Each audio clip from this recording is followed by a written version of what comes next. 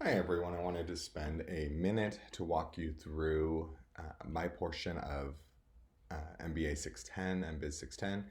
My name is Ryan Herzog. I'm taking over the second half of the course from Kevin. Kevin did a lot of micro topics. I'm shifting more into macro.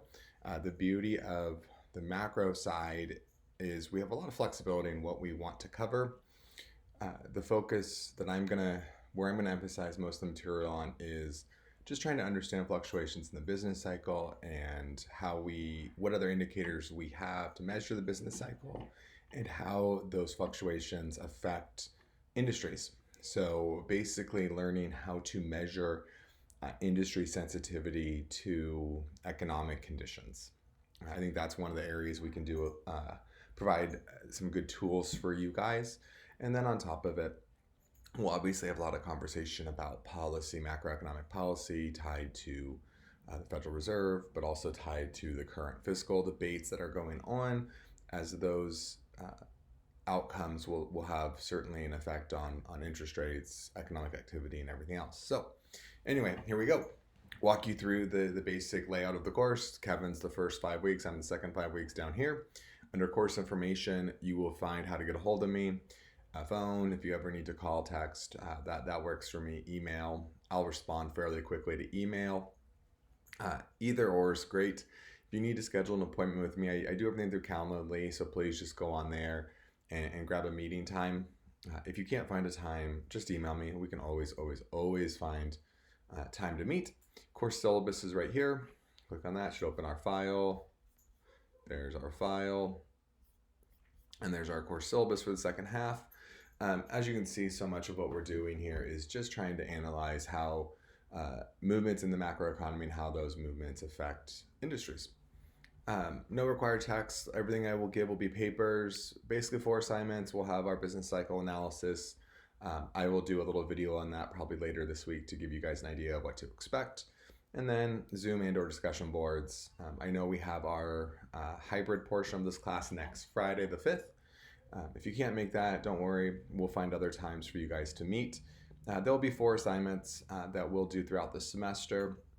And these assignments, I'll have embedded videos, how-to videos, because a lot of this will be maybe some new techniques or new estimation models that you haven't seen before. And I'll walk you through all of it and provide you the resources you're going to need to do those assignments. Business cycle analysis. I want you guys to analyze the business cycle, both a boom and a recession, and how industries responded to those shocks. And again, that'll make more sense as the course progresses. Pretty straightforward, right? All the disclaimer stuff. Here are the kind of weekly layouts here, weeks 1 through 6. Some of the topics we're going to be talking about. You will see down here, I have our first homework assignment. First, I'll go into the week 6 economic indicators. I have a class survey here for you guys to fill out, just to give me an idea of your background around economics. Since we're talking about economic indicators, for those that haven't had principles of macro or have not had it in some time, these are just some review slides. You can go into each one measuring the macro economy, and there'll be a slide deck with a video that explains it, very similar to what Kevin did for you guys in his material. But more importantly, what I try to provide is you guys these resources that we're going to need throughout the course. So I have a bunch of links to real-time economic indicators, just so we can better understand where the economy is going. Most of the stuff is going to come from either the Federal Reserve or government agencies. I know some people prefer blue chip kind of private forecasts. We'll look at some of those as well. The reason we look at these measures is largely because these are the measures that policymakers are making decisions off of. So we'll go through a lot of these. You can see basic measures of economic activity, inflation, unemployment, all sorts of stuff. So this is going to be where we'll spend a lot of time. I have our first discussion board, stock market and the business cycle, basically just giving us some discussion on current or other measures of economic activity. How does the stock market compare? Does the stock market, because so many times the economy, through media, through kind of talking heads gets narrowed down to the stock market. So in what ways does the stock market represent the macro economy?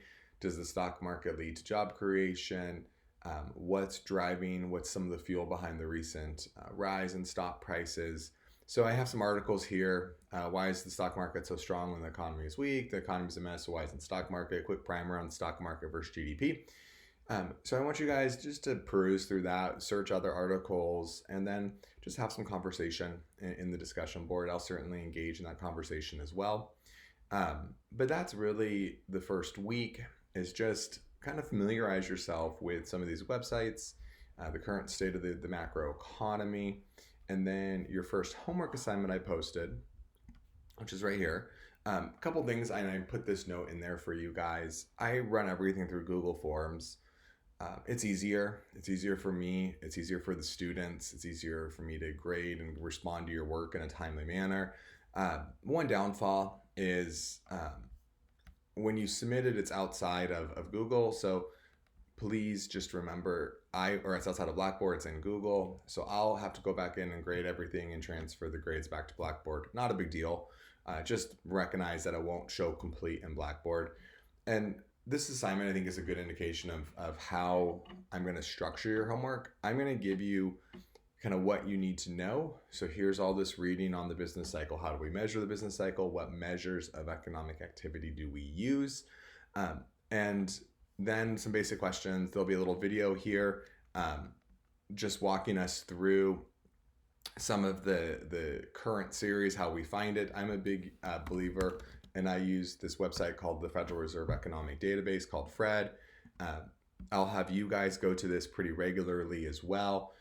There's just data. This is essentially a data repository for domestic, international, all sorts of macro data that we use, and we're going to use.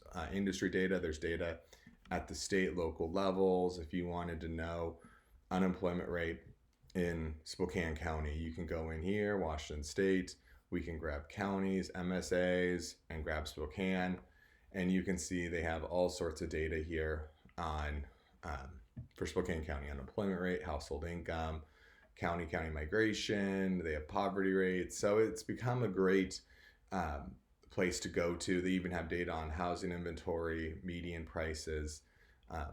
So like I said, it's just a great repository. So we'll use this quite a bit, and they keep getting more and more data, especially at the regional level. So I will have you go to this website a few times to create some graphs, play around with some graphs. But in these videos, I will walk you through the first step of what I'm asking you to do. So essentially, you watch the videos, it'll give you an idea. And then I just want you guys to go in, look at some employment data, look at some of the state employment data to see which states have been the most impacted from the economic shutdowns and the coronavirus pandemic. And then we're going to start looking at some industry-specific data as we go through everything. So, and I'll let you pick the industries. You guys are going to have a whole different framework of mind, what you're going to be interested in, to see which industries were the most impacted. So again, this is going to highlight where I want to emphasize this course, largely getting you guys the tools, how to find the information, understand how the economy filters down and affects business decisions. And I think that's going to be really critical to know if you're in an industry that is more sensitive to economic shocks or less sensitive to economic shocks.